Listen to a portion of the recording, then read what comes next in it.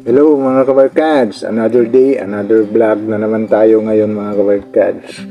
Nandito tayo sa Maa Flyover Project mga kabarkads kasi naglagay na naman sila ng another girder dito sa project na ito. Yan, kunting taste na lang jud mga kabarkads. Kasi yung kulang dito, yan makikita natin dito sa drone shot is dalawang pair na lang at isang abutment yung kulang dito. Yan o, nakikita natin may mga partial na buhos na sila sa flooring. Tapos yan o, yung nilagay nilang bago sa may gasolinahan talaga na harapan. Ito yung nilagay nila na mga girder. Tapos ito na lang dalawang pair ng mga kabarkads. Kunti na lang mga kabarkads at isang abutment dito sa dulo. Ito yung pababa. Kasi yung mga girder daw nila nilalagay dito mga kabarkads ay dito na lang kinukuha yung sa right side natin. Kasi yun yung fabrication nila sa mga girder dyan. Dyan na lang daw kinukuha, nilalagay nila. Yan, ito yung update natin sa mga flyover project. Yan, let's go! Napunta na tayo ngayon diyon sa Maa Flyover Project mga kabarkads. Nandito tayo sa kabaan ng CP Garcia Highway known as Diversion Road. Yan, ito yung nakikita natin na McDo dito sa Diversion Road. Yan, makikita na talaga natin ito mga kabarkads is magtuloy-tuloy na itong mga travel dito kapag matapos itong Maa Flyover. Kasi sa ngayon is konting tiis na lang. Kasi konti na lang talaga mga kabarkads. Dalawang pair na lang at isang abutment yung kulang. Siguro ngayong taon baka matatapos nila itong paglagay ng mga girder dito. Ang gagawin na lang nila itong abutment area, itong landing site. Yan, kasi ang pinakamatagal talagang trabahoin itong mga flyover na ganito mga kabarkads is yung foundation ng poste. Kasi interval, nakausap ko itong mga trabante nila dito mga kabarkads.